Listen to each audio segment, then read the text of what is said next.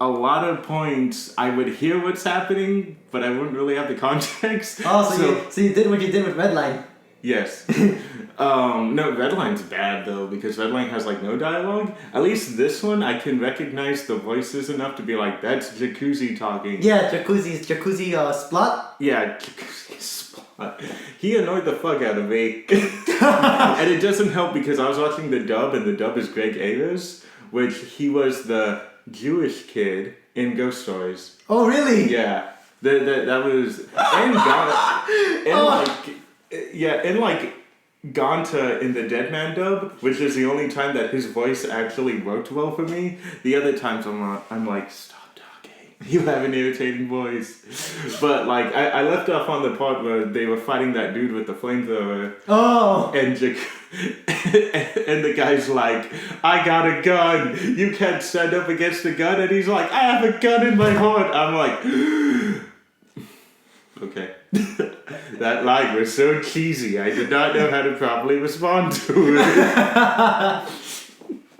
Anyway, so far really damn good show. I'm gonna finish it once I'm done with this, but like watching the show, you can understand why Durara's pacing was paced as it was. Yeah, this show, I was really surprised how like violent and actiony this show was compared to Durarara, which is kind of like a very like mundane slice of life with little elements that increasingly make the show more ridiculous. And this one's just like, we could do that, but we're just gonna do it right off the bat. No, yeah, because this is like 1920s the mafia. Like this is literally talking about the Italian families. Mm-hmm. Yeah, as you can tell by everybody's fucking name. I know that was the thing that made me laugh too. Though is like, it's weird seeing a show from Japan where the Americans are the main, and then you have like Asians, and then you have like a few Asian characters that are like the minorities. Well, yeah, because like 1920s, like there were plenty of Asian immigrants at the time. Well, they were established there before all the treaties and everything, like the alien exclusion and alien sedition and exclusion acts. Yeah, I know this because I had to fucking study this for Asian American studies. That class was interesting, but the professor did not do it justice. What? The professor did not do that class justice. He just didn't present it as best as he could have. Oh, wait, what was that? Oh, you're talking about the professor who was teaching you about that particular period? No, just Asian American studies in general. Oh, okay. Literally, like, he let us taught us about like laws and everything regarding like Asian Americans, and I was like, this is interesting, but the way you do it, it's kind of like. You're like, please just do something new. Yo, so like before we start the show, I don't know if you saw my Facebook post. Yes. I don't think Michael has, because Michael's like waiting for my reply, and I'm like, dude just made a post on Instagram how he blocked his entire family because they didn't like King of the Monsters. I'm not gonna answer him. He did? He just said, I blocked almost everyone in my family because they don't get why I like Jurassic Park or like King of the Monsters. It just shows you that families can't respect your likes. I'm like, they can respect your likes, but they're within their likes. They're within their right to like question you on it, wonder why you like it and why they can't get into it the way you do. Oh, dude, I would have prepared just such a nasty roast I just came up with right now. What? I would have just been like, hey, it's like your parents, they have the right to their own opinion and everything, especially if they're saving you from like bad mistakes in your life. Yeah, exactly. Like telling people you like the new Jurassic World movies. With King of the Monsters, I will understand. Because like 30% of that movie was amazing. 30% meaning like all the monster parts. But then the rest of it was like, oh yeah, there are people in this movie. Oh yeah, because in the trailers they made it seem like, oh yeah, the military is gonna be more involved this time. Yeah, or like the humans will be in there, but they'll be fighting alongside with him. But again, that's like the last 30 minutes of the movie, and the rest of the time is them like. Like, the one thing that pissed me off was the part where the doctor, Ken Watanabe, goes to, like, set off the bomb.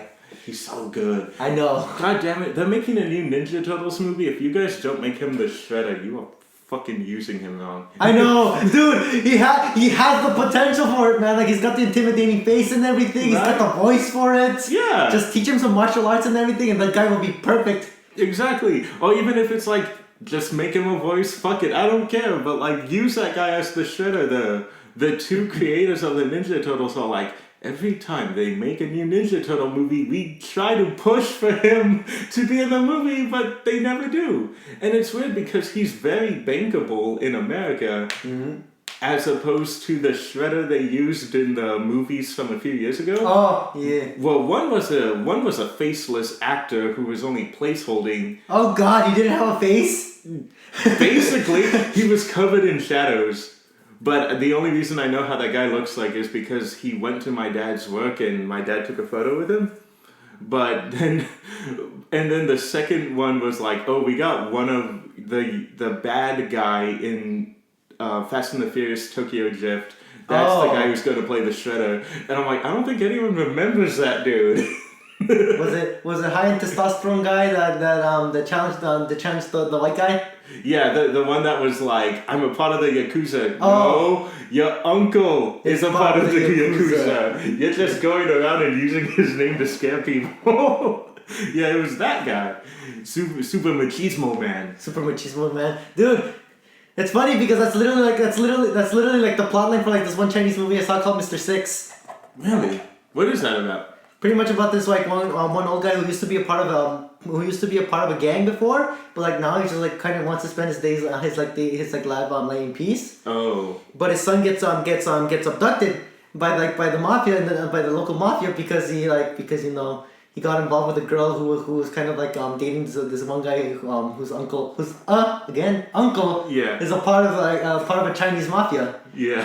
And so his son got kidnapped. So he tries to go save him and everything, but like try to like raise money and everything because he's not going back into fighting anymore. He just wants to settle things like the right way. And things end up getting blown out of proportion, and now he ends up having to take on a bunch of people. Number one rule of any retired killer: don't fuck with anything. I've seen John Wick enough times to know do not fuck with those people. Oh, but do you want to know spoiler of that movie or do you want to watch it? No, go ahead. He doesn't die. Now the end of the movie is really just like I don't know if it's gonna be a letdown for you, but he dies. Oh. But not the way you expect. Oh, okay. I'll only give you that much because I really want, if you ever get around to seeing that movie, I want you to see how he dies. Mr. Six. I'll look it up. I do like Asian cinema. I think it's only in Chinese though. Oh, that's fine. Chinese sub. No, that's fine. Dude, I watch all my movies subbed. I get really pissed off when I only have to watch the movies dubbed. Like, I found, again, like, watching Godzilla kind of sent me into this, like, tokusatsu trip. Yeah. So, Tonkasetsu. Tokusetsu. Tonkasetsu. Tonka? Setsu. Okay. I remembered it from Gridman. No, dude, I was looking back at Gridman. I was fucking up royally in that recording. I was calling it Toketsu. Toketsu series. Yes, but it's but like, so I was watching this movie called Death Kappa, which came out like 9 years ago by this Death point. Kappa? Yeah, Death Kappa. Oh, Kappa. Oh, yeah, like the Japanese thing. Yeah. So it's the giant Japanese sea turtle thing. That stings up your ass, or was that something else? Yeah, that's the one that takes his soul by crawling in your ass. There you go. Yeah. but that it was a movie about a giant kaiju fighting it was a giant kaiju Kappa fighting another giant kaiju, and that I can only find undubbed. And it's hilarious because, like, Christina V, the voice of, like, Ladybug and the idol from Durarara is voicing the character, and I'm like, this is so distracting. Yeah. Yeah, she's just voicing the main character in that movie, and I'm like, God, I wish I can watch this in dubbed. Not that she's a bad voice actor, but it's so distracting.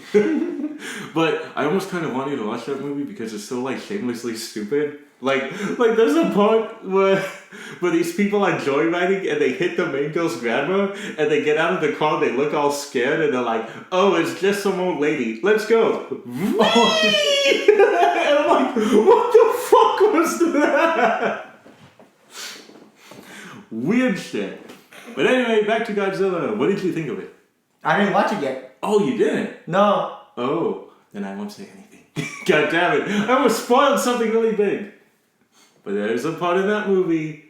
Okay, so in a lot of Godzilla movies, they ignore the fact that he's a giant radiated monster. Yeah. And those movies are hokey, and they never set up the fact that it's dangerous for them. Except the original movie in Shin Godzilla. Yep. Yeah, this... But they really played a big part on the radiation, how how it would really work with Godzilla if he was actually powered by radiation. Yeah, like in Shin Godzilla, if he uses his atomic breath, guess what happens to that area? It becomes unlivable because it's irradiated pretty much. Yeah.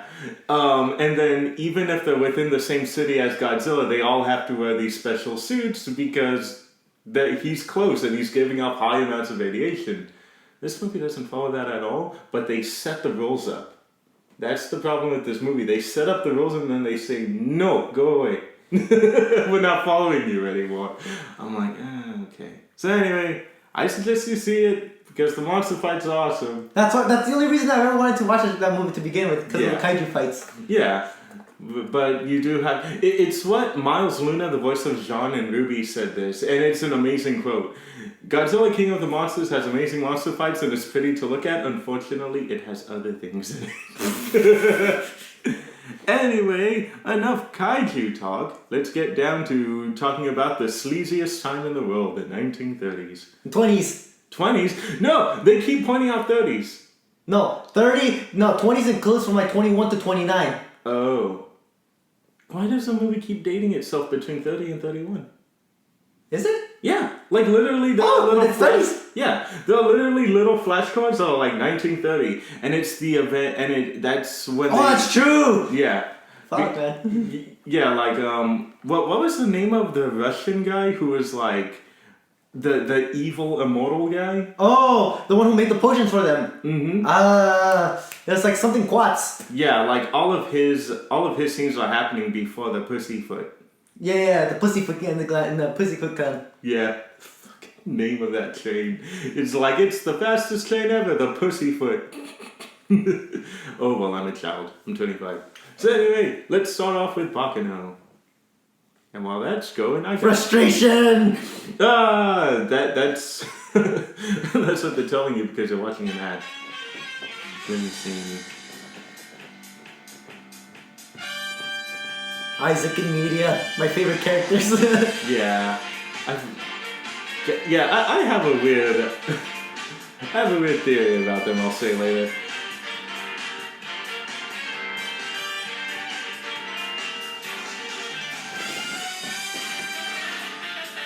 Piro, porque Anceso. Oh wait, that's how we'll get the name. Maisa Avaro. And then the Russo, no, not the Russos. Gandors. Keith. Verga. Look, oh, this guy is fucking... Yeah. So easily. Szilard Quats. Oh, okay. Szilard Quats. I got it right? Yeah. Oh, shit. And Ennis. Ennis, yeah. yeah. I feel so bad for her. Lil Clay. Don't know if I should feel bad for her. I know, right? Russo. Lad Russo. He's also my favorite. Yeah. Her as well. Shane LaForette. Oh man, I love when they fight. Nice Holly Stone. Jacuzzi Splat. I love those two. Oh my, that... Eva, there we go. Eva's the one that was cracking me up. Oh! When a house gets robbed. Oh yeah! Are you saying money is corrupting your family? Don't worry, we'll go and help you with that. We'll be right back. We'll be right back. And then they just go off with a bunch of money, and the next morning they're like, oh my god, we got robbed! Yeah. And I'm like, yep, she knew it. And she's okay with it. Because money corrupts people. Yeah, so Baccano is what is it, like 2007, 2008, I think? Yeah, I believe so. Yeah, 2007. Yeah, so it's a 2007 anime created by the same writer as Durarara, and it's animated by the same company that made the first season of Durarara, and it definitely shows there are methods used in the animation that were used in Durarara. The composers... the thing I was noticing by like the end of the series was a lot of the soundtrack was music that would later be remixed and used in Durarara. Yep. Like, when they would have like that crazy jazz scene crazy jazz music when things in Durarara would get chaotic? Yeah. I heard that at one point, but the notes were off. So it's like, you'll hear music and sound effects being reused because Durarara also had a jazz soundtrack, but this one is all jazz soundtrack. It's a really respectable anime because everything is being taken into consideration for the time period they're in. Oh yeah, and pretty much one of the things as well is like this is pretty much like the predecessor to Durarara. So everything that Durarara references, it's mainly gonna reference this show a lot as well. I mean, like remember how I told you how like the password to the Dollars website is Baccano? Yeah. That's literally one of it. They also have the posters for Baccano is always posted in like majority of the scenes there, and we also get a special cameo from Media and Isaac. Yeah, which as a person who saw that 3 times, the first initial 2 times I'm like, they put a lot of focus into these 2 characters who never show up again, and then you tell me by the 3rd time I saw it, they're like, oh yeah, those are characters from Baccano. I'm like, oh. And now you know why they're immortal. Yeah. Actually, that was the thing I was wondering. How did they become immortal? Yeah, you didn't finish it. You want me to tell you actually? Go ahead, yeah. So, a little bit of a fast forward if anything, but you remember those little jokes that Quats made? Yeah. Media and Isaac got one of those by accident. Oh, okay. Because they were sneaking into you know how like the Dons were having a party and everything? Yeah. They were trying to sneak in there to rob the Dons, so they were dressed up as a butler and a waitress. Then I've seen it then. Yeah, and right at that moment, the Don was welcoming Fido, and he fired his gun and shot Isaac in the head without knowing it. Yeah. Yeah. And that's how that's how he ended up surviving that because he drank from that beforehand. Yeah. And you know what the scary thing is? They're not the only ones who are immortal. No, the part I left off, basically everyone within that crime family is immortal. Yeah, because they remember how they said a toast to to the newfound family, so they gave everybody from the liquid. Oh. They gave everybody in that place over there. So I believe whoever drank from it. So the Dons are still kicking by the time Durarara kicks off. I think Vito drank as well, so he's probably still alive. Yeah, running around somewhere, and those 2 guys who lit the lab on fire by accident, the ones who are like lighting their hands on fire. Yeah. Those guys are alive, and they ended up lighting some dude's head on fire, which is horrifying. But yeah, that's what I got off on. They found out that that entire crime family was immortal, and they ended up lighting some dude's head on fire. Yeah. So, but yeah, so. Yeah, I got to that part, and that whole dinner party scene really cracked me up because they're like, all right, act natural, act like we belong here, got it, and they start like circling around and like doing poses. I'm like, oh, these 2 are dead. They're so lucky they're immortal because people are going to want to kill them. But that's the thing with Isaac and Media. You got it right. You got it right. I was just like calling her that. Yeah. They end up kind of becoming like the backbone in this series. They end up always being there and somehow affecting the choices that are going to be made later on in the series. I've noticed. And you know what the funny part is? What? It's like, just like in Durarara, this series also had its own hash-slinging slasher case, except this guy was an acrobat. Really? What guy was? Oh, the Veil Chaser. Yeah, the Rail Chaser. Yeah, that was terrifying. Especially when they just announced it was a regular dude, and I'm like, that's even worse because it's a dude who's just like killing indiscriminately. He's not. He's not really particularly after anyone. He's just killing whoever gets in his way. The only person he did let go was the lady who was just in fatigue. Oh! The one that he like whispered in her ears and said, "Tickets, please." Oh yeah. Yeah, that's like the only person I think he didn't kill. That and then the other woman who can't talk at all. The Asian lady that we just saw in the opening. Oh, okay. That one too? Yeah. Oh, I didn't know that. You didn't remember? Mm-mm. Because they fight at one point. Oh, her. On the train. I didn't realize that she wasn't talking. She can talk. Oh, I didn't realize that. Yeah, so the one that the dude in the white suit even fought. Yeah. Oh, okay. Yeah, Lad Russo. Oh, another guy I like. I like him a lot just because he reminds me of Shizuo. Yeah. Oh, that was the thing that made me laugh is they even had info brokers who played a really big scene in this, and I'm like, as a person who's seen Dorado, I'm just gonna opt not to trust him, even though he's barely in the show.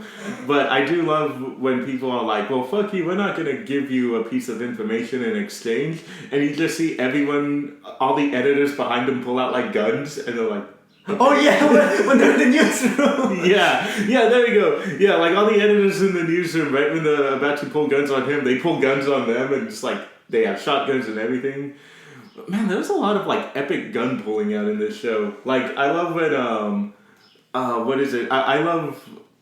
It was like near the end of the episode where the mafia family that brought all the machine guns, they go back to like the banquet court, where the bar is at, and they're like. And they're about to leave and chase after someone, and you just see everyone in the banquet hall like pull out guns on them. They're like, "Oh yeah, you guys left this in the storage. I guess that's what you get for turning your backs on hostages." I'm all like, "That was epic." It was the 1930s. It was 1930s, where crime was very limited and almost every cop was dirty. Every cop was dirty, and crime was only limited to your imagination. Yep, and things are as cartoony can get. And with this show, things get really fucking cartoony. Because this does set like not dead in the 1930s, like early 1930s. I think 1931 or 2 is when the main story kicks off with the Pussyfoot. It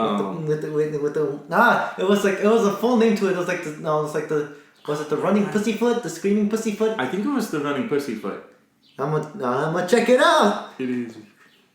It was something. Yeah, 1930s. Yeah, you got it right. Where's the running pussyfoot?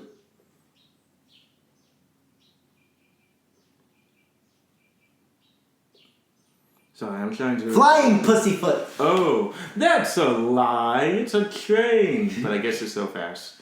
Yeah, and okay, so sorry, I was trying to send a text back to someone, so sorry for like that 5 seconds of silence, people. I was looking something up. Yeah, you were actually doing something important, but she's important to me. Anyway. Is it Slavic comrade?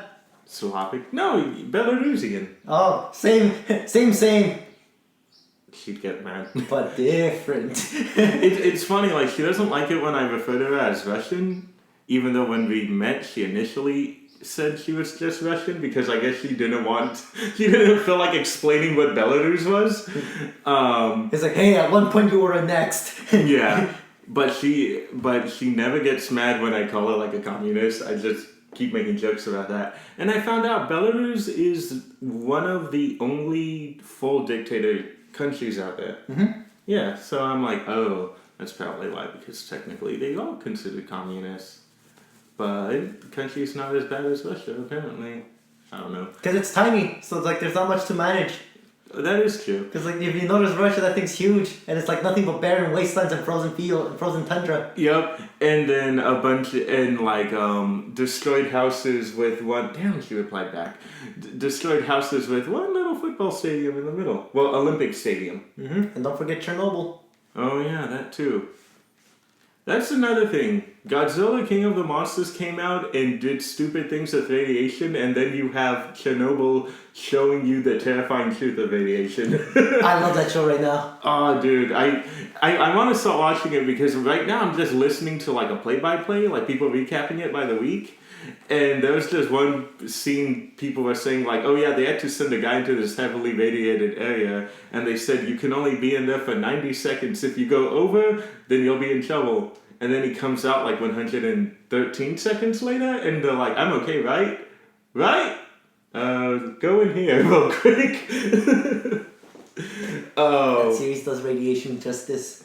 Yeah, almost like in a horror movie type way. It's funny because a lot of people are telling others to watch it, but they're explaining it in a way that is just scaring them off. Well, it's like, oh, you have to watch this show. It's horrifically grotesque and unsettling, but it's one of the best shows on TV. And I'm like, oh God, no, please. That's why I don't. I'm a fan of like ridiculous body horror, but I'm not a fan of body horror when it's like, oh, this is scientifically possible. Like I'm watching Swamp Thing, and that one has like vines crawling out of a guy in a John Carpenter-esque way, and I'm like, see, that's awesome. But I don't want to see someone's skin fall out of his hand because he was rolling a rock in his hand. Apparently that was a thing in Chernobyl. Anyway, back to a happier show. Somewhat. Somewhat happier show. Anyway, it focuses on different crime families, and the main centerpiece is what Lewis said, the flying pussyfoot, because these different crime families want to go, and they all have very different ideas of what they want to do. You have two people come in who wanted, again, I love them, but they're idiots. You have Isaac and Media coming in who are pulling a train heist, but their method of a train heist was go to your destination, rob them, and then ride a train out of there. Do you remember? I remember that. And then they're like, but like, trust me, guys, these are professionals. And it sounds like I'm kidding, but I'm not. They're legit professionals. They are. They're like master of disguises. Yep. But the thing is, too, is like... They're disguises. Yeah, they're so bombastic and like crazy and even to the point kind of stupid that people don't think they're an actual threat. They think, oh, they're just two crazy, eccentric actors on the train. They're totally not going to try to rob us. But remember, there was that part where like those guys came in and they were robbing people, and they're like, oh my god, they're robbing people on the train. Who does that? And I'm like, guys, that's a train robbery.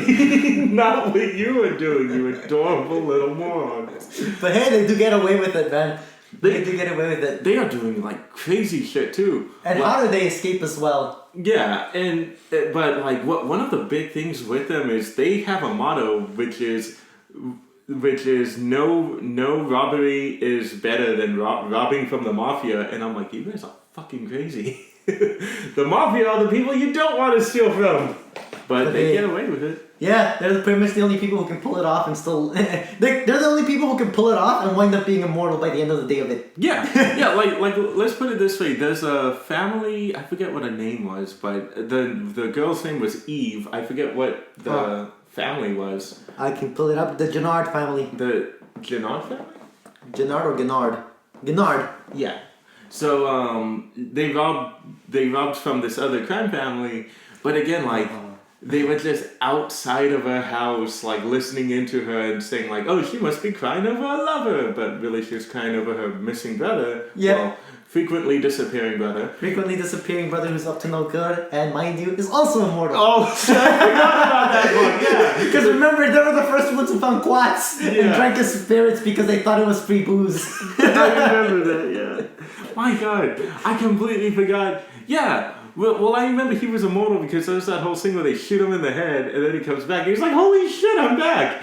But they end up like talking to this girl and they come off as so like funny and dopey that the girl is just like, oh wow, these guys are crazy. But literally they're like, stay in here and we will be right back. We will help you guys, we will free you guys from your rich sickness. They end up robbing her. Yeah. And they end up literally coming back the way they came, which is her bedroom, with sacks full of stuff, crawling down, and the girl just laughs about it. I'm like, these guys are either these guys are idiots, or they are the most intelligent robbers in the world. I think what makes them the best robbers, if anything, is just like, they just act like regular people. Where like to the point where like, you know, it's kind of like the old adage of like hidden in plain sight. Yeah. They're so average and normal that you don't even bat an eye when you see them. Like you just think like, oh, nah, they're kind of and there's nothing wrong those people can possibly do. Yeah, and like these guys say they're bank robbers, but they're so extra that I bet like they say they're bank robbing, but they're so extra that I bet they're not good bank robbers. Holy shit, where's my wallet? But yeah, The thing I really appreciated, and again, this is a man who has seen a lot of 1930s media, or even, there was even some, he kind of got away with it. There was a lot of 1950s type media stuff in here too, but he really, you know, you look at Isaac and Media, and you almost immediately see them as like some comedic duo from like 1920s Universal films like Abbott and Costello. And to quote a YouTuber commenter, these guys are like Team Rocket but way funnier. Yeah. And actually get shit done. Yeah, that's the difference as well. They actually get their objectives completed. Yeah, like literally these guys can just walk up to Ash, become friends, and then by the end of the day they realize Pikachu's gone. And then Pikachu's just in a cage. But since they are treating him somewhat like a living creature, Pikachu even himself is like okay that he's gone now. Like that is how good these guys are and how like innocent they initially come off as. Mm-hmm. Yeah, but then we have other people in here, and this is when we start getting to like the seedy underbelly of like the game world. Yep. And that is horrifying stuff. Anyway, so there's so fill me in on one thing, fill me up. Woo-hoo. Anyway, fill me in on one thing. With pleasure, senpai. No, I just made it lewd to begin with, so it's fine. So the guy who was killing people in the white suits, his whole plan was just to derail the entire chain once it hit New York, right? Yep.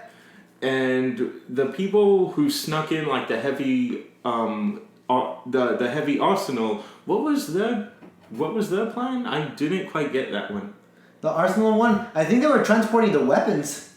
Oh, really? Like they were smuggling weapons pretty much. So the only reason they pulled weapons out on everyone was because someone else came? Because it looked like, alright. Just like, if anything, if I remember correctly, they heard the rumor about what was his name again? I'm gonna keep referring to him as Slasher. What was his name? The Rail Chaser! Oh, the Rail Chaser. Because they heard a rumor that the Rail Chaser was gonna be there, so that's why they armed themselves in case like they came across him. Yeah, which, again, I thought that was just that was one of the things that made Jacuzzi so annoying to me is, okay, they introduced an urban legend and this guy's acting like it's real, and he saw a bunch of dead people and he thinks it was the creature because those two just killed themselves. I mean, they shot each other. Yeah. Which I was horribly wrong about that because he was right. One guy got shot and then the other guy got horribly maimed by the rail tracer. But yeah, when they show it initially, it's fucking creepy. It's like a red cloud with like glowing eyes and it's just like grabbing people, throwing them out the window while like killing them in horrific ways. Like we see a guy get like hung over the side of the train, have not even his arm get chopped off. No, we're talking about getting grinded off. On the rail when he was when he was torturing him. That's right, because one of the things about the Rail Chaser, and this is what they go a lot into the show, is like this show does a lot of attention to detail when it comes to introducing like their main cast of anything. Mm-hmm. So the Rail Chaser, before he became an infamous murderer, he was actually a famous acrobat. Hence why he can do like all those crazy stunts and everything as well. So like it's grounded in reality. Yeah, and he, and the reason he knows... Well, reality in terms of anime. Exactly. And one of the reasons why he knows how to maneuver around this train so well is because his father figure was an elderly conductor, that this was initially supposed to be his last trip to, on the Flying Pussyfoot, and then he would retire forever. Unfortunately... The kid is also immortal. What kid? The one that the one that the Rail Chaser remember the one that he grinded his arm on? Yeah, that kid. The really sleazy one. Yeah, Ches, which was like a little kid, a tiny little kid. That scene was disturbing because they're just like, oh yeah, have you ever like got thrown in a fireplace or taken a hot acid bath? There's nothing you can do to me that like someone that I've trusted hasn't already done. And it's like, has anyone ever tried to remove your muscles, like, strand by strand? And, like, can we stop having this conversation? It's so detailed. Like, they just go into, like, again, like, the Rail Tracer just goes into this huge tirade about, this is what I'm gonna fucking do to you, and this is how bad it's gonna hurt. And I'm like, I don't even want to imagine this. And, dude, and, like, that's one of the best things as well. Like, for me... The one thing that always bothered me about Ches and everything is like he always gave me that feeling like the same way that CL did in Full Metal Alchemist. What was his sin again? It was pride, I believe. No, Pride was King Bradley. No, he was Rage. No, he's Fury. He was Fury. Oh, okay. Yeah, he's Pride. Alright, that makes sense then because that kid was a snobby little shit. But yeah, what were you saying? He always gave me that weird feeling where like you see he's a kid and everything, but he acts anything but. You get the feeling like he's like how he's mentioned. He's been through some shit already. Like, actually, holy shit, I knew that kid looked familiar. This is why he felt so familiar. I bet you this kid was inspired by that episode of Cowboy Bebop that also had an immortal child. Oh, the one who sang the blues. Yeah. And Spike had to kill him by launching a ring into his head? No, by shooting him with a special bullet that absorbed them. Because remember, I think the reason why he was immortal is because he got hit by a comet. Yeah. And so they had to fashion a special bullet that can absorb that comet's energy so that he can grow old again. Oh, okay. Where did I get that ring from then? I don't know. I'd have to watch the shit again.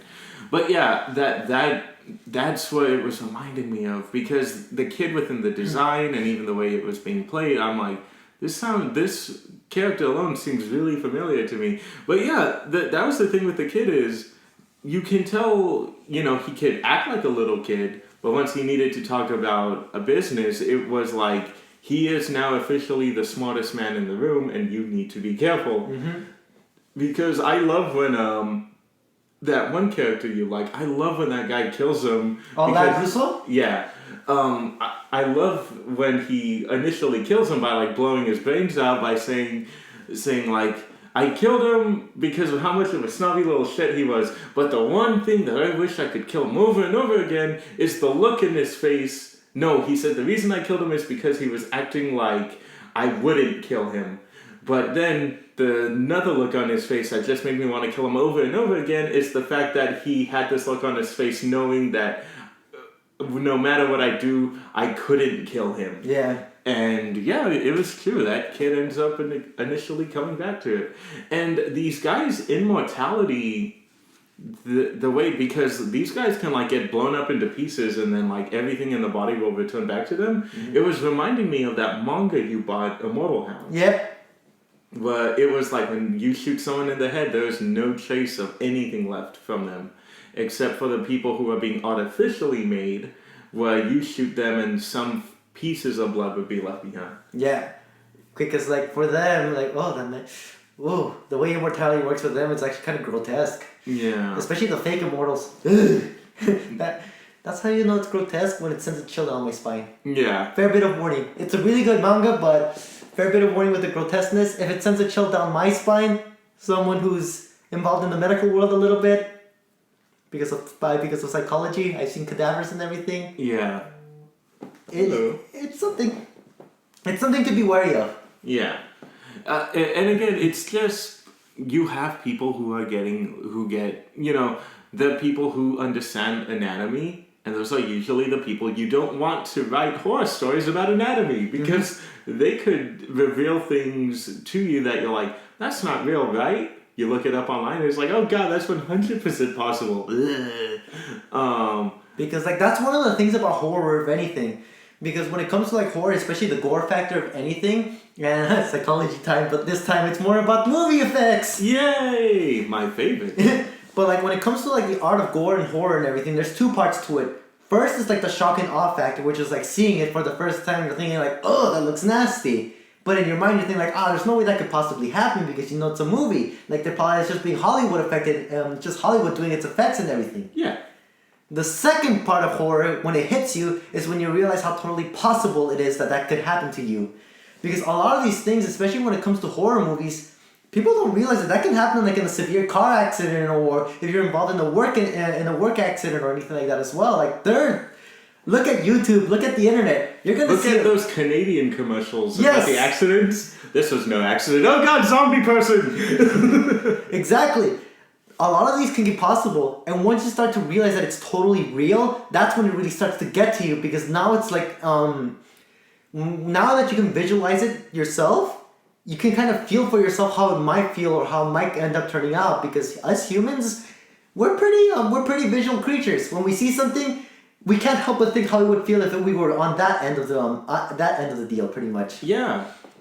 Which is why I think everyone should watch one of my favorite schlock movies, The Green Inferno. Don't watch it. That's one where these humanitarians end up getting like caught by a camp of cannibals, and they show you some really gruesome shit. Oh, I think I've seen that one before. I think I may have seen that one before. Is that the one where like they feed that one vegan chick a human? Yeah, where they're eating something, and then she sees like a tattoo on the piece of meat. Yeah.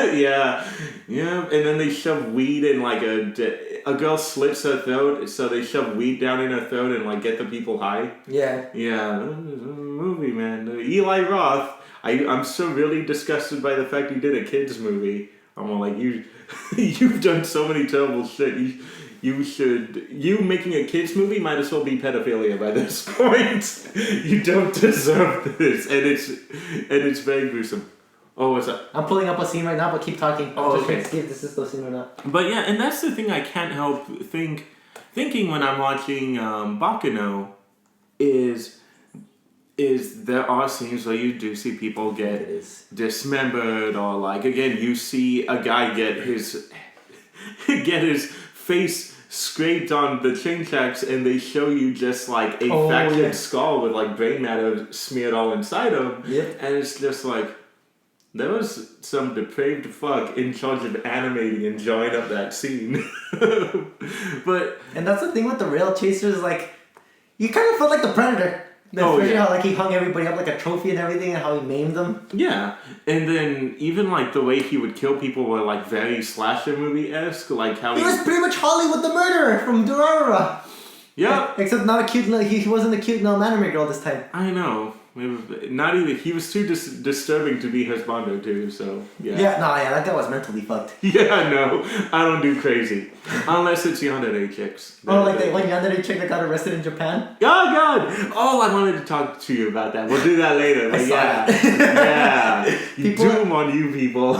People are actually crowdfunding to bail her out. Which is really? Yes. Which is like for me, I'm like, God damn, man, the lengths that Western fans would go for an actual yandere. Okay, quick aside.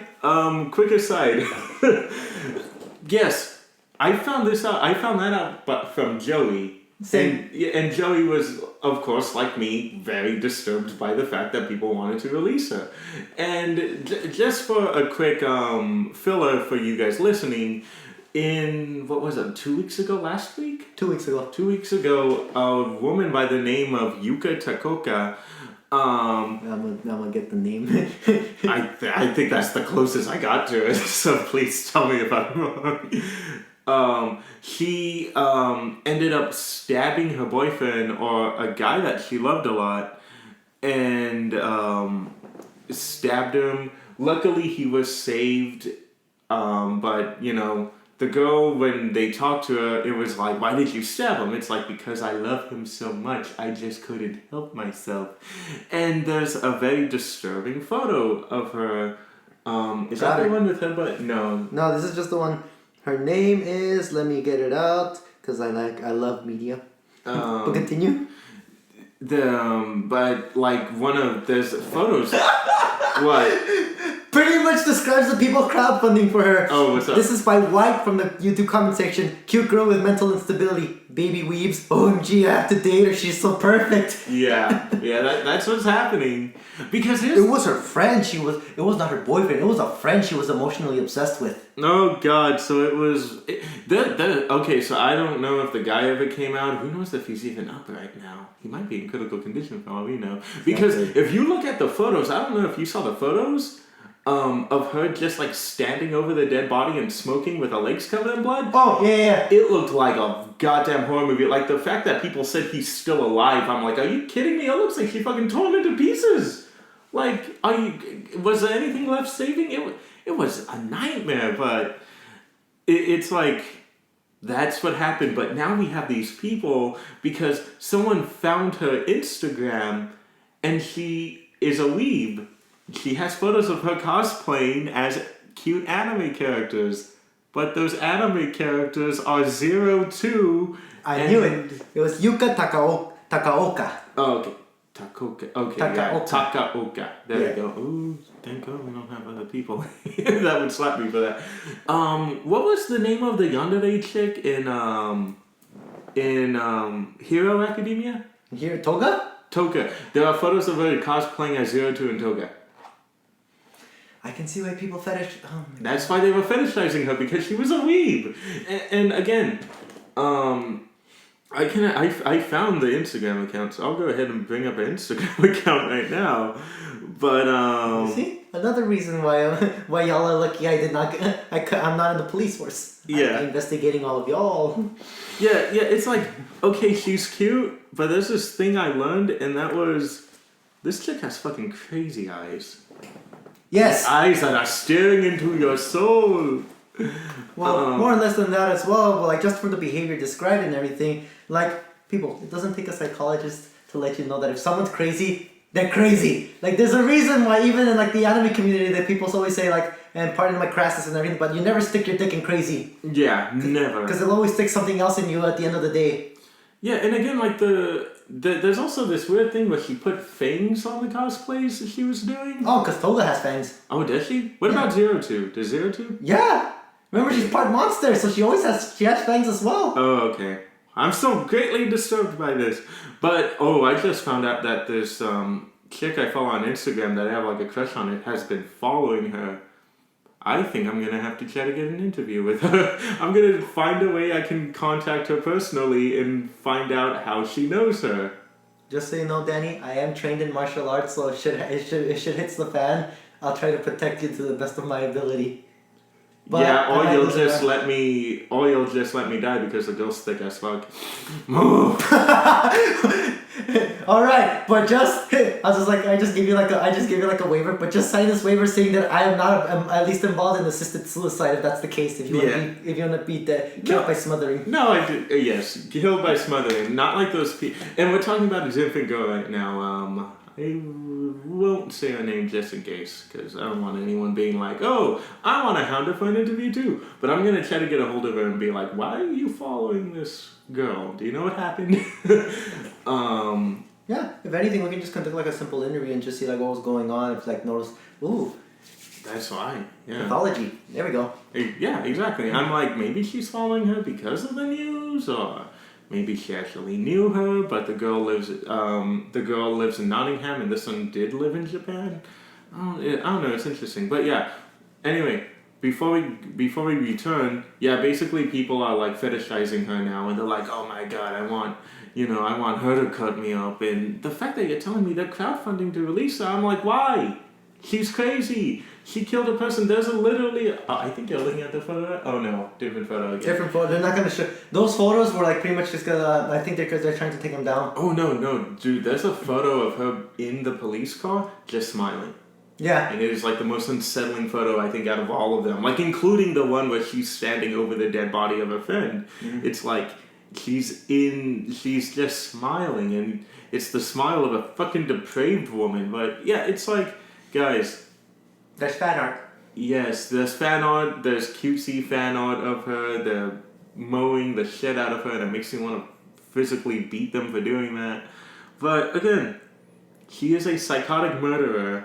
Oh God! What? There's art of her when she was like standing over the dead body. Yeah, that's the one I found. Yeah, look, she's a murderer. Yeah, she's cute. Yeah, she's a weeb. But that doesn't mean we have to protect her.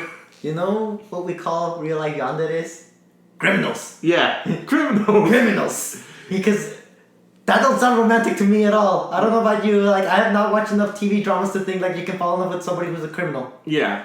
Well, unless they've already been to prison and they're waiting for loved ones. Those I can understand because they have someone waiting for them on the other end. But people who go in there who have nothing to lose, be careful. Yeah. They got nothing to lose. Exactly. Anyway, we return you back to our regularly scheduled review. But hey, that goes swimmingly into like our world of the crime scene, 1930s, where people pretty much like, well, at least people now like praise them because of like thinking like, yeah, you know, swing dancing and everything, and all corruption and dancing and shootings. That is true. We have greatly, including America, we have greatly just like over-romanticized the 1920s through the 1950s as like this swinging crazy time, but really, there was so many like depraved shit going on. Like that's when human trafficking was like a really big thing. And then the Great Depression hit after the 20s, so they're going into that as well. And Prohibition, where beer was outlawed. Yep. Which that's what Jacuzzi and Nice specialize in, the bootleggers. Yep. But yeah, it's like there's all this crime, there's all the like really the 1930s was a very dark period of time. And we're just like, do you remember cartoon gangsters and Tommy guns and swing parties and flapper girls?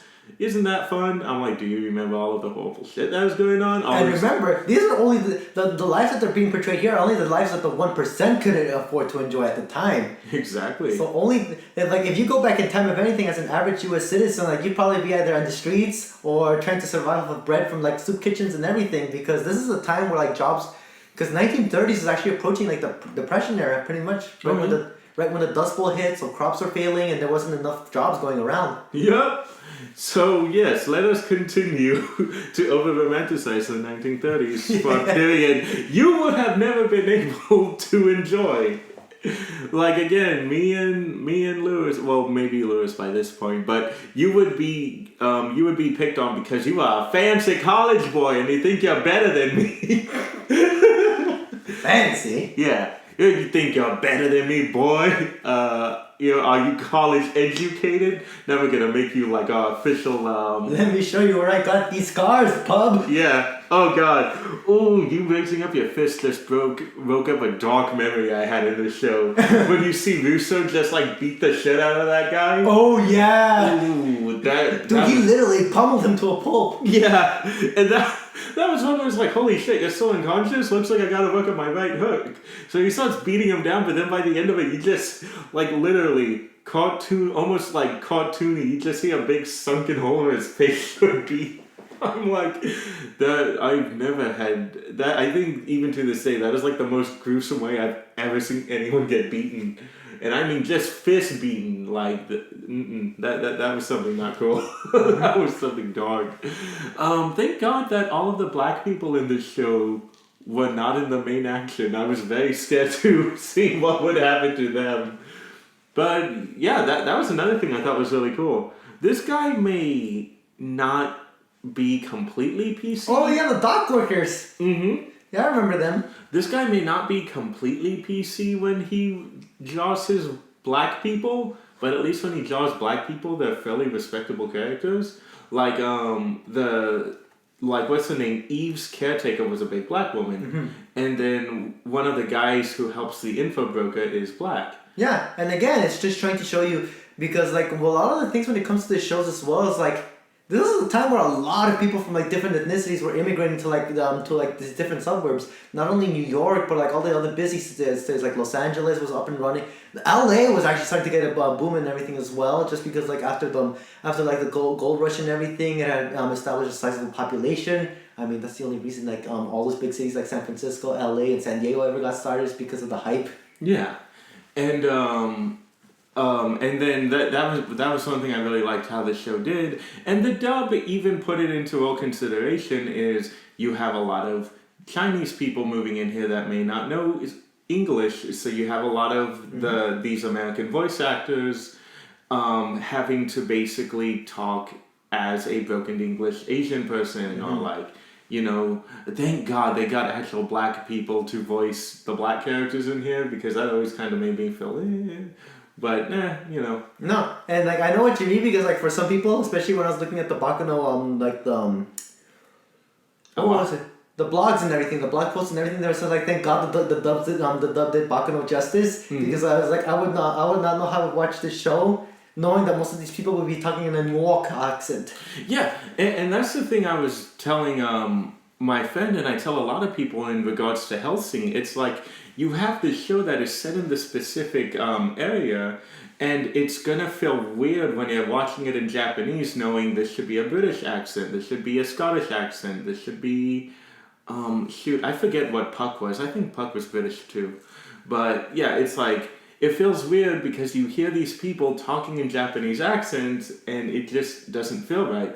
And that's one of the things that I didn't think Baccano was gonna do is, I wanted to watch Baccano in dub initially because I found out it was an early Funimation dub, and those are almost always bad.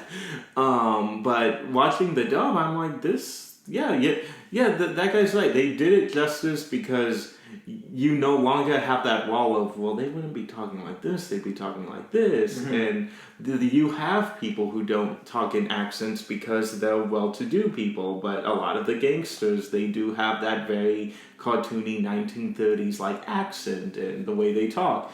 Like whoever was in charge of the dub in here did a magnificent job. And the thing about it is as well, is like it sounds natural. It doesn't sound forced like Simeon's accent. Yeah. From I love you, Patrick Sykes, but Jesus Christ. Dude, I always love that because it's like always stereotypical Russian man. Yeah. But again, that even makes sense because it was like... Because even we know, like, even in the show, Simeon was like, he was like forcing the accent. Yeah. Like even though it was his native accent, he was still forcing it, and they're just like, you don't have to do that.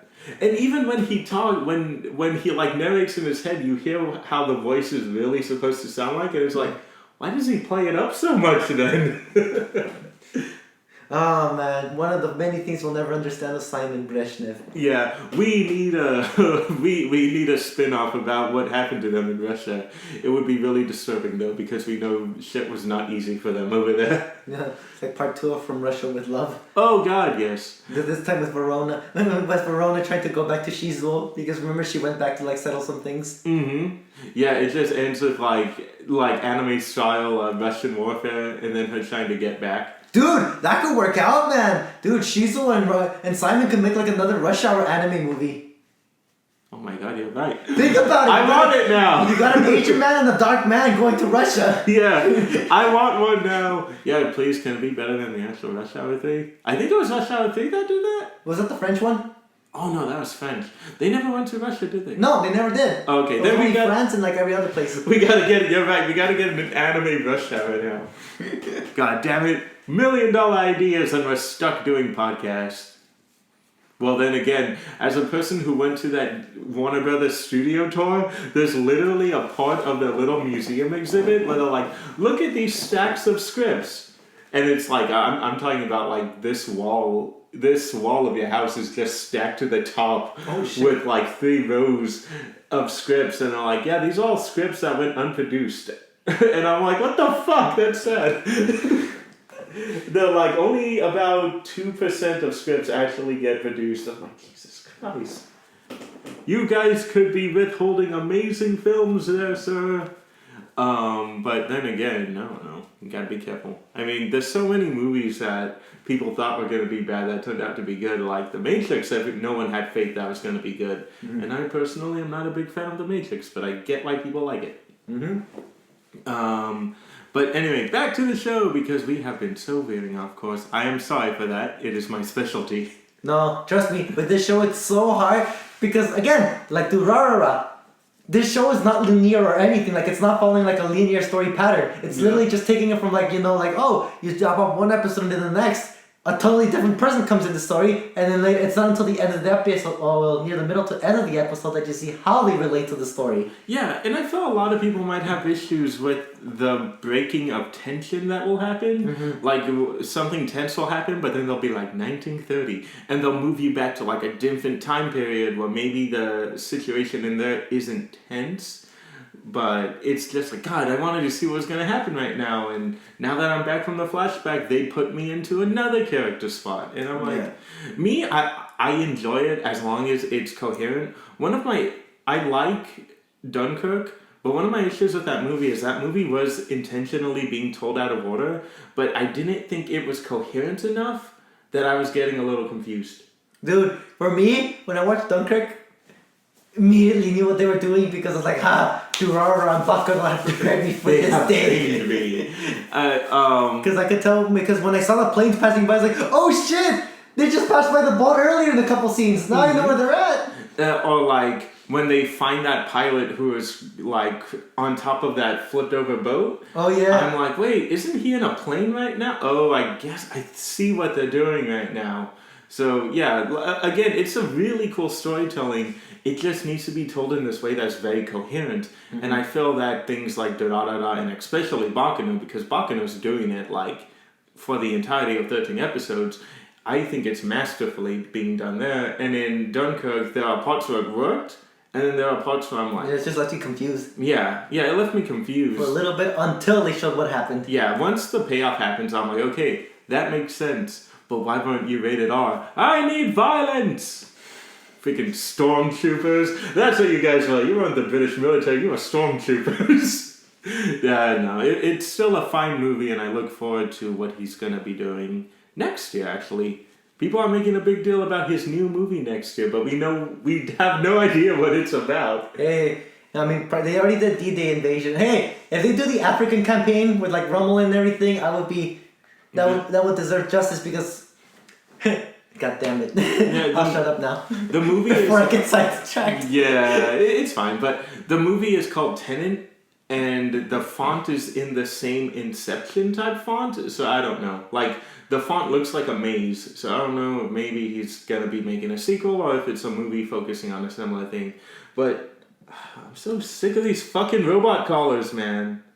All day. Robot call this, robot call that. Stop calling me! Okay, sorry. You want water? I'm good for now. Actually, no, please. Cold or hot? I'm fine with room temperature. So, moving back, one of the characters I actually wanted to talk about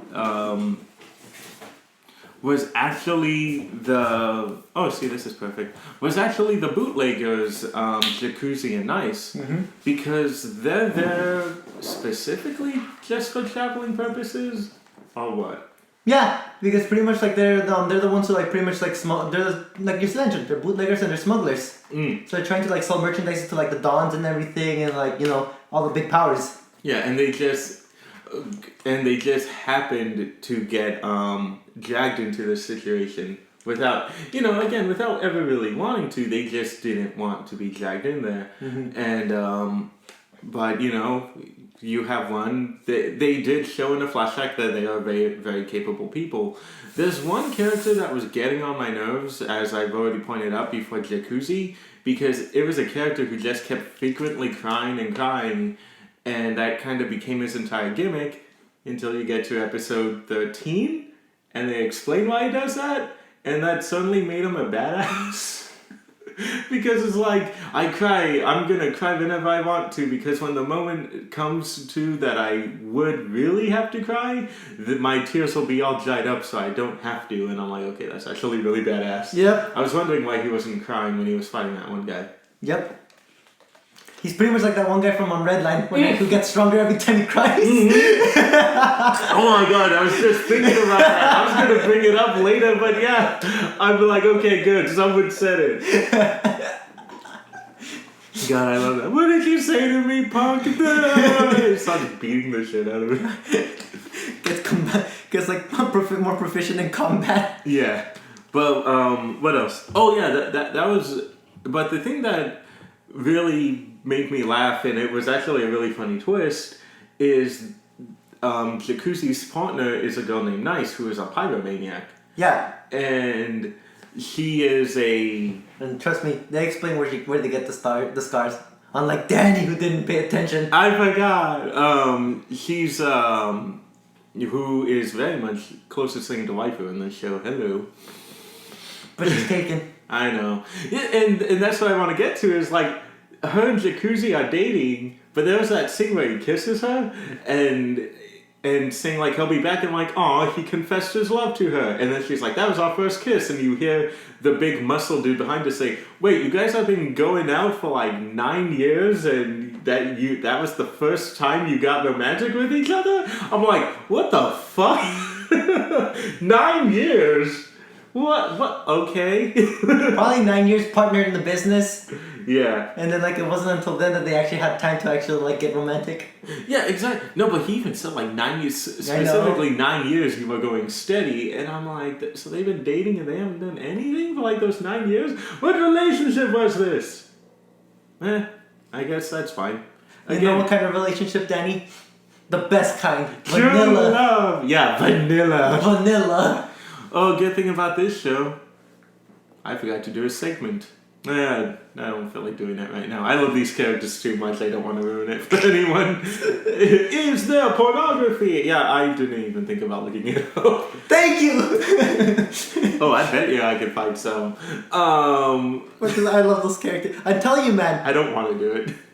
For me, I can never find anything like smut or likewise when it comes to these guidelines. Yeah. If I really like the characters to the point where like God, I feel like I'm defiling them or like doing something taboo if I try to look or of anything rules 34 or anything like that as well. Because you feel so attached to them. You feel like you're violating them. It's like, well, I didn't ask to see them naked.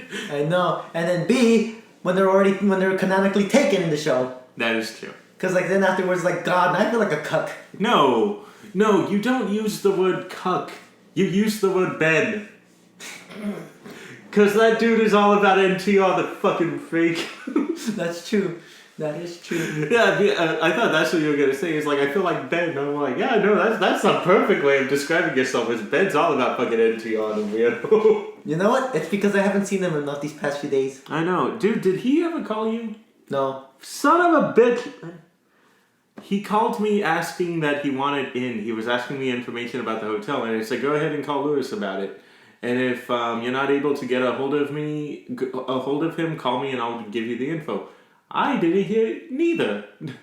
So I'll send him the info. Because we can sneak him into the hotel, it's possible. Oh, yeah. Yeah, no, that's again, like, that's what we had to do in Vegas. And I'm all for him showing up. Like, I love that dude. I just like, he just needs to text me so I can send him the link and everything to show him exactly what we're going to be doing. I'm going to go ahead and text. I'm just going to text him. I'm going to say, you need to call, seriously, call Lewis. He will be waiting for your phone call.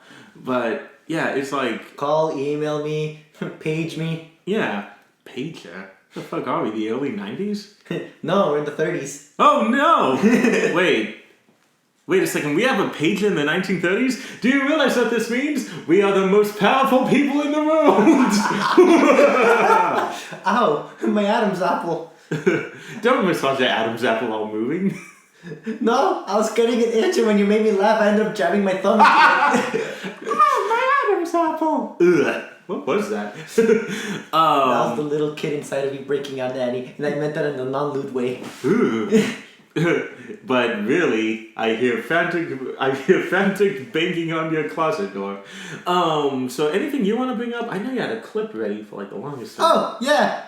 So let me bring it up and everything. So one of the things that you pretty much see a lot about as well, like is that everybody's pretty much got their own group working with, and best part about the show, everybody's got their own ship to go with as well. You got Isaac and Media together. You've got Jacuzzi and Nice, or Nice, as they used to pronounce it in the Japanese sub. Which, holy Christ, caught me off guard. I was like, doesn't look like the Nice as in like Vietnamese Nice. Because you know how like some names are pronounced in Vietnam Nice. Yeah.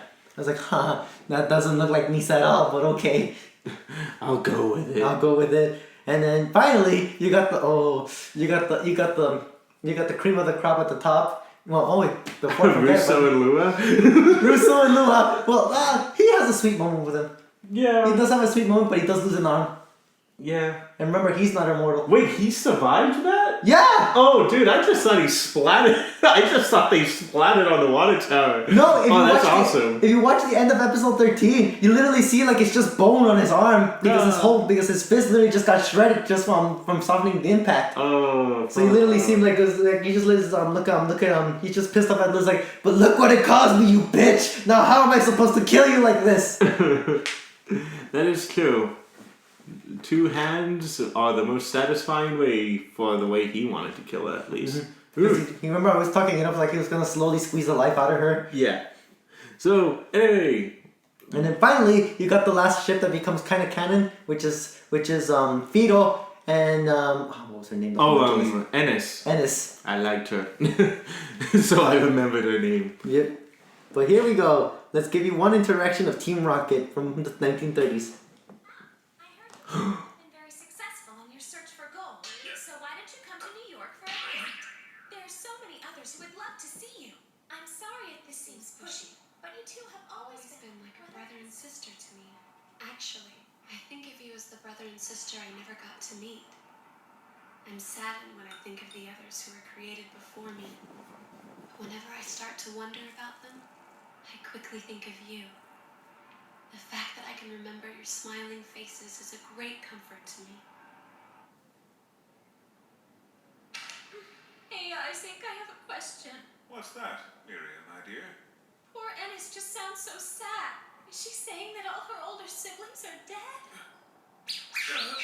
No, of course she's not. What she actually means is created before me, who I never got to meet. I can see how that would be misleading. Wait, I think I've got it. She's trying to tell us that she wants a younger brother. So this letter is sort of like an overactive girl asking her parents for a playmate who can keep up with her pace. No, that's exactly what it's like. You see, she just wants someone to share her joy. I love all this tea that they play. I guess that makes sense. But we're not Ennis's parents, so we really can't exactly give her a baby brother. No, unfortunately, that's how biology works. Instead, how about we buy her something expensive and bring it to New York? How are we gonna do that? We don't have enough money to buy a non-expensive gift. Then we'll just have to commit a train robbery. Oh, that's a great idea. Here you go. Wait, let me see if I can remember how to do this. First, we take the train to our destination, right? Yeah, and then we do the robbery. And then we get back on the train and then leave, right? That's the way they've been done for years. All right. And just like before, the only way to steal is to steal from the mafia. Yup. They're fucking idiots. But they are the best things about the show. And literally, that little interaction with Ennis and them, how like, you know how she mentioned how she was like, they're the only ones that she can remember? Yeah. Because Ennis, like we were talking about earlier, is a homunculus, Yeah. which is an artificially created person. And her father is Quats. Who is a surviving member of these group of alchemists who are trying to find eternal life. And then presumably the devil gave them that. And Yeah. he just went crazy and started sucking the knowledge of all the other people involved. Pretty much. And so the reason why this like Quats and like them and like essential to the story is because he's pretty much the reason why mostly everybody in the show's immortal or gets immortality. Yeah. Or how there are people who can die but they still age because he was able to find an imperfect formula of the thing they drank that would still give them the unkillable powers, but they could still age. But he just needed them like that so he can suck their youth. Yeah. So if he needed information from someone, he'd have Ennis inject them with the serum, and then he'd suck them into his body, which is terrifying. Oh yeah, and then it's some Voldemort type of shit right there. Yeah, it really is like. And again, like, he uses his 200 years of, like, improving himself at the point where he's like a fucking... He's also just as acrobatic as the rail tracer. Thank you. The rail chaser. Yeah. He ends up, where he's just, like, flying around and, like, crushing people's skulls and all that while, they're trying to, while he's trying to get Miser, who is also one of the last surviving members of that commune. And then probably one of the things is that like why the elixirs get spread around like the mafia, why they even end up in circulation in the first place is because he gets mugged. By the guy that was helping him gets mugged. Yeah. He gets mugged. It's pretty much no, Quats is the one who created him, but like Quats is the one who's distributing him. Yeah. Oh, who? Yeah, but didn't they jump some other guy? No, it was Quats. Yeah, no, wasn't it like some guy with a bald spot on his head? Quats. Really? Hold up. Keep going. It was Quats. Do not question my knowledge of this unless I am wrong. I think you might be, but I don't want to question it because you are talking to the guy who missed an entire character's background. No, but like pretty much they get what was his name? It was one of the Gennards. It's one of the Gennards. But like pretty much the older brother that keeps going missing. They pretty much were him because he runs a little small posse. If anything, like they ended up jumping the guy, and they stole the elixir, which is why they got immortality. Yeah, and they ended up getting executed. Here we go. It's you. Yes, Barnes. Yeah, his name was Barnes or something. Barnes? Okay. Okay. Sir. Why didn't you kill him? Well, Yeah. sir, I thought he could be helpful. So it was whoever that guy was, they ended up jumping. Barnes. Dude, no wonder I confused them. They look so everybody in that commune looks so similar. Yeah. Maybe that's the creepy thing. Oh my god, it's like Kingdom Hearts 3. They're all turning into the main villain. Yeah, but what were you saying, sorry, before I corrected you? Oh, but yeah, so pretty much like that's pretty much where all of this immortality stuff and all like this craziness is stemming from, is the fact that he got jumped. And now like all those rum bottles that they have perfected, because like the elixir that was in there is actually the perfected version of it. Yeah. And the only way to really kill another immortal is for another immortal to absorb him. Yeah. So there's some Highlander shit going on there. Mm-hmm. And it's pretty much like one of the things that sets the stage for like this show that has not only like a bit of like realism, gang fights and everything, but a bit of the paranormal, or no, the supernatural is well involved. Yeah, and the thing is, like, unlike with Durarara, which had multiple supernatural elements, this one only has one supernatural element in it, but it takes up most of the show. Like the moments in Durarara are mostly elevated because of gang wars and like other little things going on. But this one, it's all like, yeah, there's... It's all tied to it. Yeah. Like, you just can't help but reference like, oh, it all goes back to that one thing. Like the one Society of Alchemists and everything. Mm-hmm.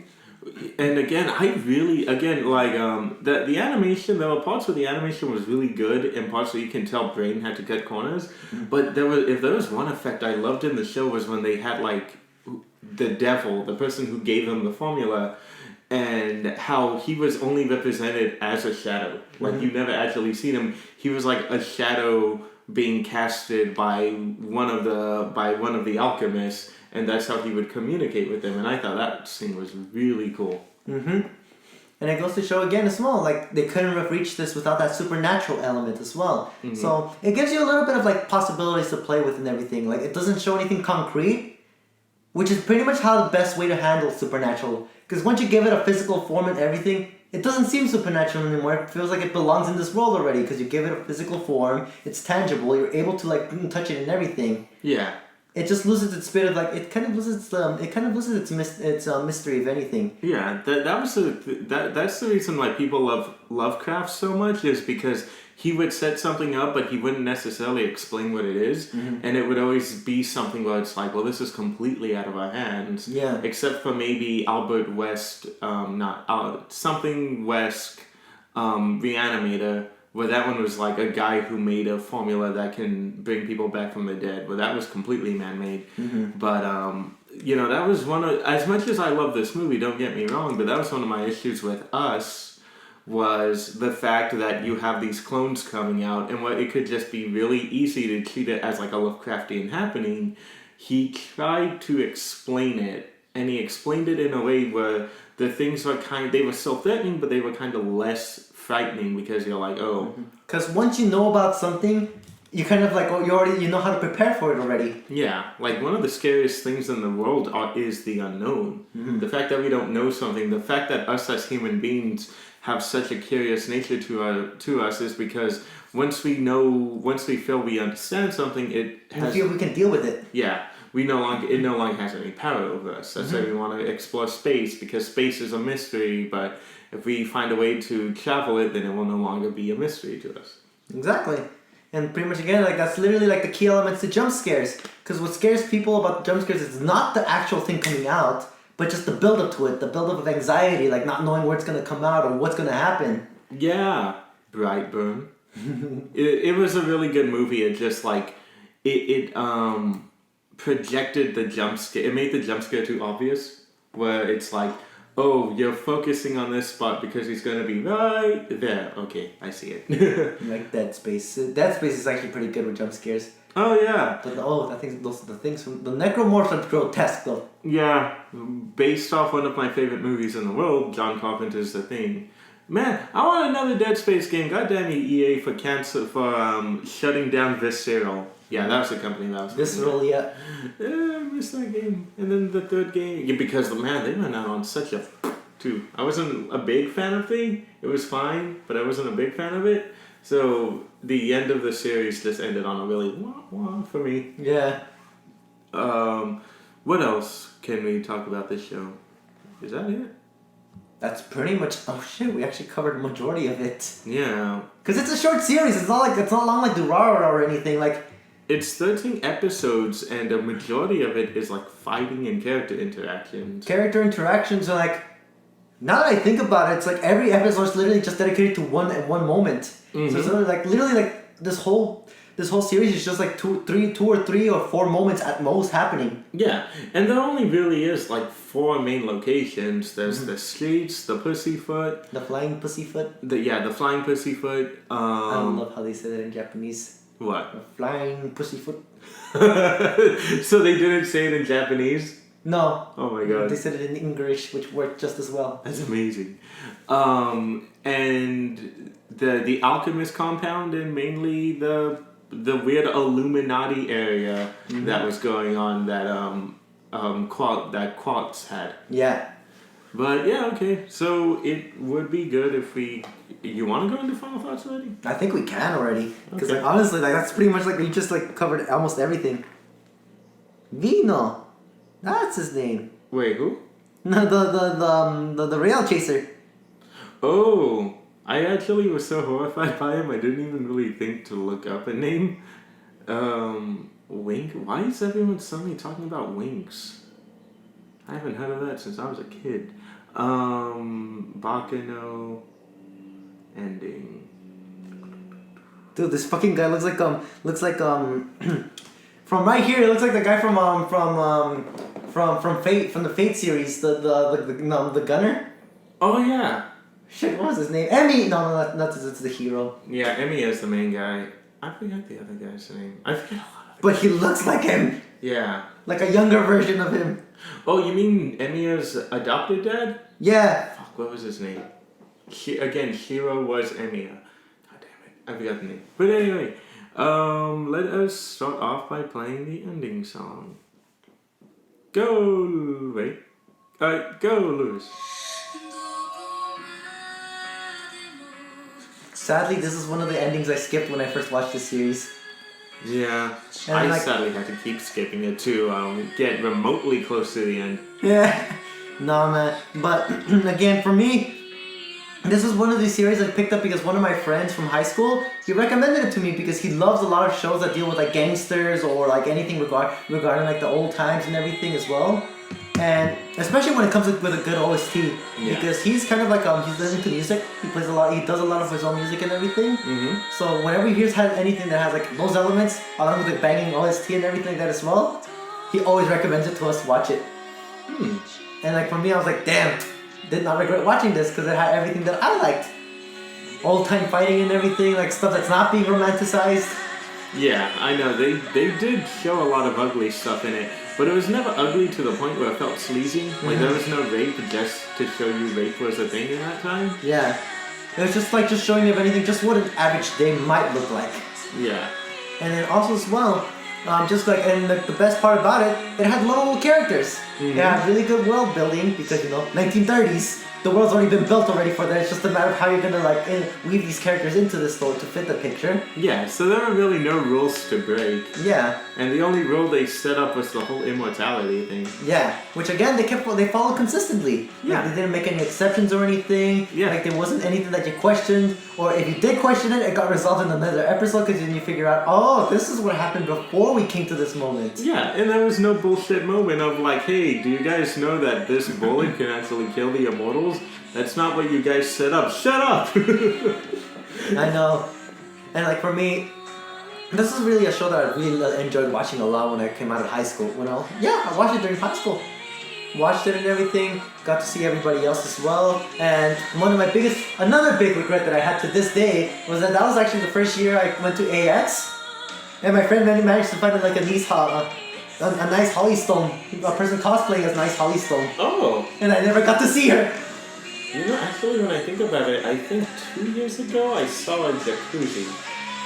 I might need to look through if I can find my iTouch, I might need to look through some photos, because I have a photo of me posing with like another cosplayer from Bravely, but I think I saw someone with that face tattoo, so that might have been a jacuzzi cosplayer. I need to look at my iTouch though. But yeah, and like for me, all of these things, this was like, that's really the great thing about it is like, a lot of these characters were lovable. Mm-hmm. And like Danny rocking out to like the ending. I know. That guitar solo, man. I'm like, shit, that's tasty right there. Oh man! But other than that, it was like pretty much like high. It was high. It was a good balanced action, storytelling, lovable characters, and more importantly, it had for me. It was a perfect way to like to how they ended it. Yeah. Especially because of this last scene, where they jump forward to 2001. Oh yeah, the thing you showed me. Where they barely realized they were immortal.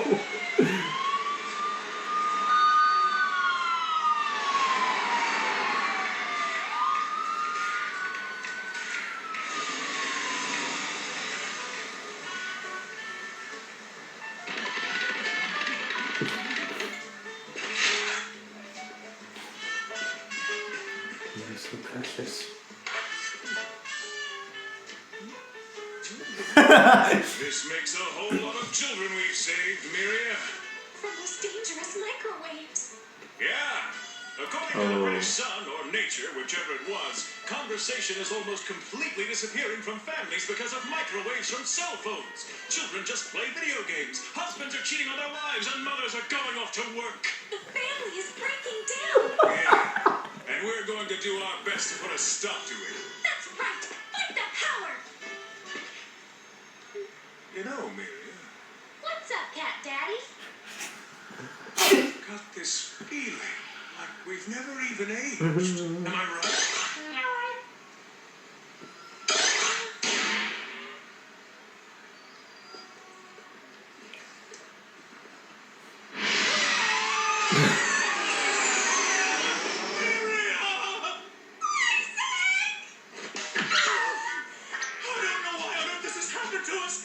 Does this mean that we are constantly being born anew? Every day is our birthday. Little Mama, we've got to celebrate! Let's call everyone over and have a party!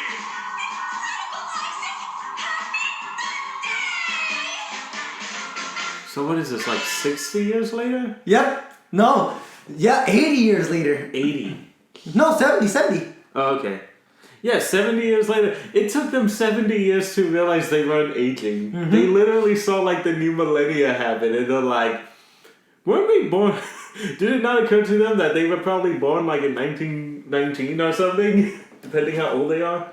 Probably. And like if anything, just one of the things is like they probably got caught up, and like why I showed the scene again is because they do so many things on a daily basis. They probably like don't even notice what's going around them until like they take a time, step back, and take a breather and saying, "What the fuck? This is weird."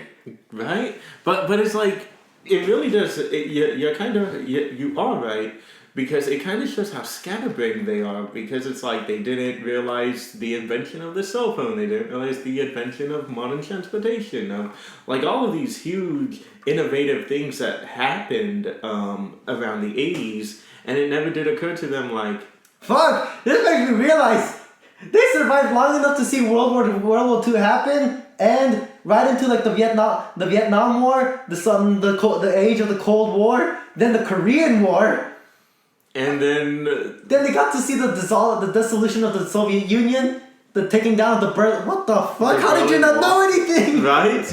And then let's not forget, depending what time period that was, they saw 9/11 happen. That's true. That was in 2001. That is true. Oh god, those characters are so precious, but so very dumb. No. So, what else? Other than that, just again, like one of these scenes as well, it just shows that again, it follows its rules. Like now that they're immortal, unless they get absorbed by another immortal, they're gonna still keep kicking around and like be like pretty much like they said, feel like they're born anew every day. Yep. But we know they're still okay in 2010, and now they are back with gangs once more as they're a part of the Dollars. Yep, they're members of the Dollars. I love that how the creator got these two characters and canonically interweaved them into Da-Da-Da-Da. Like, yep, they're Dollars now, it's canon. Oh god. But that's it for me for final thoughts. Okay then. So before I go into final thoughts, that actually does make me want to pull up that scene in Da-Da-Da-Da. Oh, you pulled it. We're taking all of the unhappiness out of your home. Leave it just a piece school barely behind. Your brother will be magically transformed. Just like new. Ciao. Wait. Oh, we didn't get your name. It's Eve. The scene that you were talking about earlier, I just found it. It's Eve. I'm sure you'll be happy. Well, goodbye. Bye.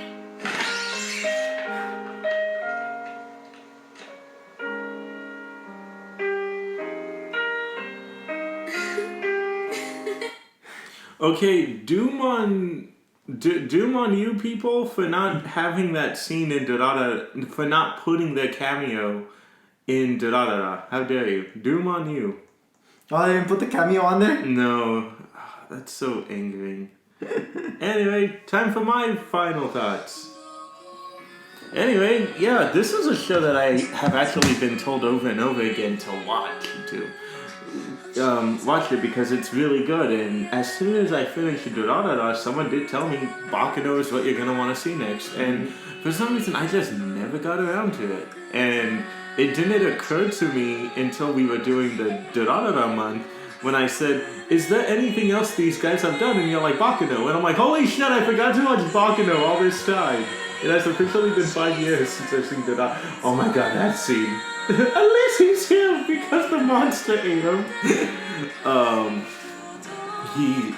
But I really did dig this show. As a person who kind of grew up watching a lot of these gangster films because my dad loved that time period, it really did I really did appreciate just how well thought out it was. How well thought out it was for being an anime, for being written by a Japanese guy. Like, you can tell this guy not only did his research, but he fell in love with the period to the point where he didn't feel like getting too crazy with the paranormal aspect.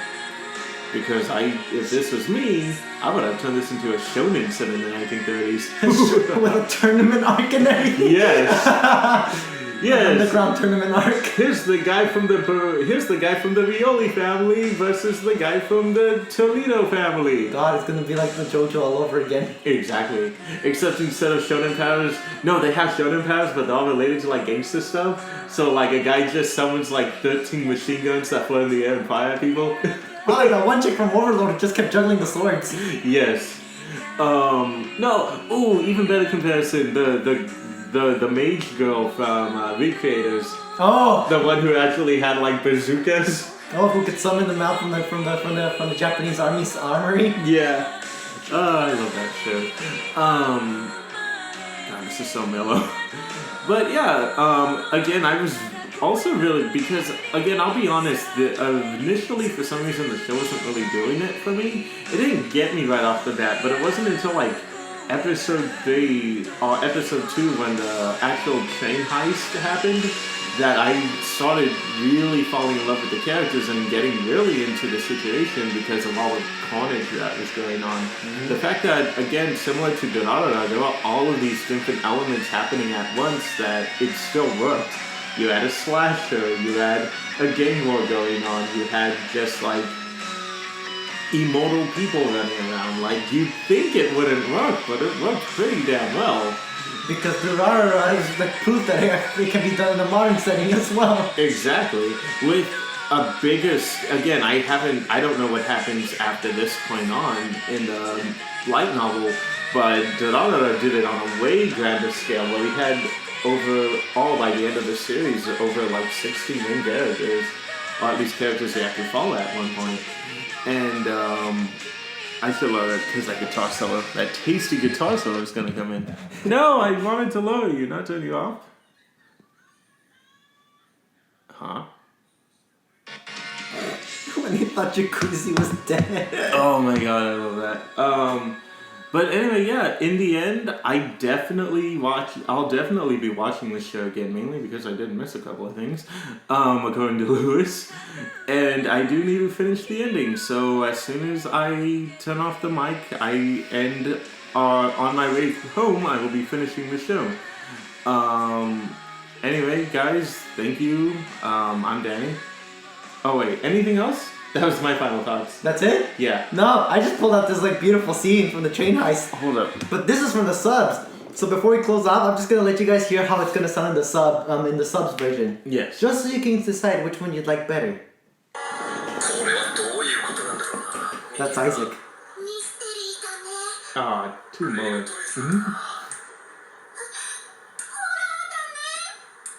ャグジーはどこに？どうしよう。もう食べられちゃったんじゃ。大丈夫だって。死体がないってことはその怪物に飲み込まれちまったのかもな。だからまだ腹の中で生きてるって。丸飲みなんだね。ああ、よかった。丸飲みだって。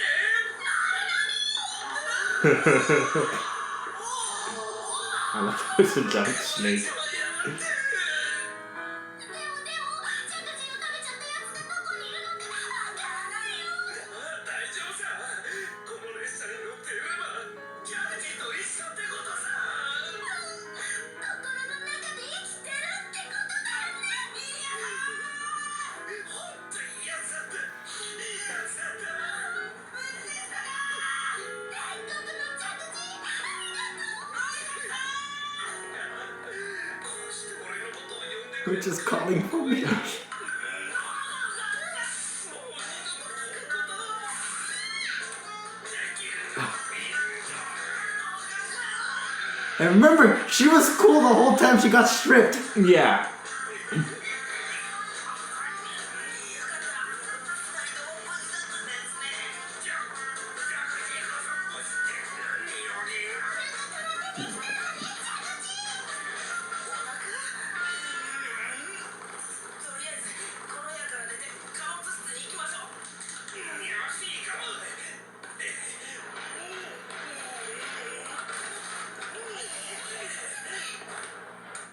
The voice actor for Miria sounds hauntingly familiar. Kana Hanazawa. No! Well, let's double check it. Even though I'm kind of okay with it now. There was just this weird saturation. No, yeah, because this is an old clip. Huh. Unfortunately. Oh, there we go. There was this weird saturation going on where it was just annoying to me. And again, what they did to a character in Parasite just because they had her, I'm like, okay, that's really atrocious. Oh, I don't know who this is. Sayaka Aoki. Who has she done? That's what I'm about to research. Where are you behind the voice actors? Behind the voice actors, Caitlin Glass, Oh yeah, I know her. Funimation. Kyone's sister. What? Mia, yeah. She did Media again. Durarara. Hey, they got her back. That's true. She plays the oh god. I think the only reason she was Cream in the Sonic X. I think the main reason why the dub actors weren't the same in Durarara is because that was a different production studio. Oh wow, she was Cream a lot in the video games. Yeah, pretty much that's all there is to it. Wow, she doesn't come out in that many. Only in Sonic. Interesting. This looks like a hentai. Oh god. I mean, it's like when you because one of the next things one of the things I have planned is a movie called Metropolis, which is a anime movie based off of a French film that was then adapted by Tezuka Osamu, the creator of Astro Boy. And that one, they have the kid who did the voice of Aladdin. And it's funny because... Wait, really? Yeah. You have him in this movie, but then when you look up his behind the voice actors page, that was the only non-Aladdin voice role he ever had. It was that one character in that anime, and it's just like... Everything else was Aladdin. He was Aladdin in Kingdom Hearts, he was Aladdin in videos. Yeah. The animated TV series. Yes, there was an animated TV series, people. Aladdin, right? Yeah, of Aladdin. There's an animated Aladdin TV show. Disney Aladdin. No, we're not talking about like Magi Aladdin. No. Okay. No, that's what I mean. The kid who did Aladdin's voice in the Disney movie, Okay. that's all he's done, voice-wise, was that in that one anime movie. Okay, thank you for clearing that up because I was like, wait a second. I don't think we're talking about the same Aladdin here. No, that's what's the name? Erica Mendes, I think. Yeah. Wait, Aladdin's the Magi, right? Yeah. Yeah, that's Erica Mendes. Yeah, because I was like thinking like, wait, he's confusing me because I know two Aladdins and I think I'm thinking about the wrong one. Yeah. And I did mention anime movies, so it's a little weird that how... Yeah, no, I get you. But yeah, anyway, guys, next week is going to be another change of pace. We will be doing a manga review. Oh, finally. I know, right? She's just been waiting there the whole time. I know, man. I can't wait to review Immortal Hounds. I know. Totally. You know, fuck it. Let's not tell them. We're doing the Mortal Hounds. Wink, wink. Wink, wink. No, I don't want to do that to people in case they want to read along it. We will be doing, shit, I forgot the name of it. An Ordinary Girl. No, wasn't there something else? An Ordinary Girl.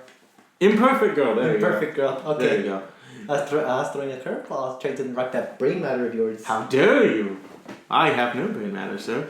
Yeah, we'll be doing, once again, a Nishio Isin manga, Imperfect Girl. I just want to warn you guys, it is kind of a tough read. So... It's like three volumes. Well, not just that. No, it's going to be a fast read, but the content is going to be really disturbing. A lot of people will find it very disturbing. Okay, that's true. So this is how I'm gonna gouge how I read manga from now on. Is it Hajime no Ippo hard read where like it's just thousands of chapters, or is it kind of like Hunter x Hunter hard to read where it's like a couple hundred chapters but feelsy? I just finished the Chimera Ant arc and holy shit, that was the closest I've come to crying. The Chimera Ant arc. You can go fuck yourself. Was that the manga ending, or did they have to make their own ending? No, I believe that was the manga ending. Okay, because I need to know where I need to pick up the manga now. Because I'm going to pick up the manga once I finish the entire series, but I caught up to the dub, so I'm just waiting for the last 3 episodes to play. Damn, so you finished the Chimera Ant? Yes. God damn it, fuck that. Dude, that ending, bro. Speaking about radiation. I know. Man, that came out of it didn't come out of nowhere, but like that whole concept of how they died kind of came out of nowhere, and it was sad. Mm-hmm. Especially when what's the Chimera Ant Lord died. Meruem? Yeah, there you go. Meruem and then Komugi. I know, Komugi! That whole ending was just like, Komugi, are you there? I'm like, why is he repeating himself? And then when they showed it, I'm like, oh no, he's dying, that's why. This is like, Komugi, I can't see anymore, so do you think I can ask you for a favor? I was like, no, don't do this to me now! Stop! And then fuck his generals for trying to ruin his relationship. Well, fuck Poof. Poof was the one who was trying to do it. Yeah. Yuppie was like, didn't like, kind of understand what was going on. Yeah. And then Pita was like, shit, this person's important to the king, must protect. Oh my god, I took so much joy when Pito died. Oh. Because it was just like, I was just imagining him. Was it a him? Was it a chap? That's the thing. The author literally left Pito androgynous. Oh, okay. Yeah, because they have a girl who is not trying to sound like a boy, so it's very androgynous. Same thing in Japanese. Yeah. Like, literally in Japanese, she sounds like Hanekawa. Like Black Hanekawa. Because she's always like, nya. They didn't do that a whole lot in the dub. It's only there with specific words. Yeah, like I was like, oh, meow, it's happening. Yeah. I want to fight him right meow. But yeah, it's... fucking serious. We're gonna talk about it. We're gonna find a way to just talk about it. It's gonna be a lengthy one, but especially the Chimera Ant arc. Yeah, the Chimera Ant arc was like 60 episodes. It was like most of the episodes. Yep. Like everything else was like 12, 20 episodes at most, and then this was just like, no, this is almost our entire episode count. We have almost the entire like 148 episodes. Mm-hmm. That's like the whole thing with the whole counselor thing. I'm like, this is a really short arc. Yeah. But Kilua's little sister brother, I feel so bad for them. I still gotta finish that. Yeah. Cause now I just got introduced to Aluka and everything. Is that the wishing one? Which one? That's the one that's granting wishes, right? Yeah. Yeah, that's what I call the sister brother because it's a boy, but the other half is a girl. Yep. Dude, that fucking confused the hell out of me. I was like, is it a trap? Is it not a trap? What am I like? I think it's one of those cases where it's like we kind of make it androgynous because technically it's both. Is this what the LGBTQ club was trying to teach me? Because honestly, it kind of sounds like it, but at the same time, I don't even know anymore because I've been honest with this show before. A lot of times, like I've done many disciplines and studies and everything, but gender studies is one of the things I'm really weak at. Which is why when I first got introduced to the concept of a trap in anime, I was just like, what the fuck is this? Why are people calling me gay for wanting to stick my dick in it? And then like when I attended the LGBTQ club, it was like that just like they did their best to explain. But it was just so many things. I'm like, fuck, no wonder there's a major dedicated to this, man. Yeah, but we do have an issue where people think that a trap is the same thing as a trans person. It's not. They're not.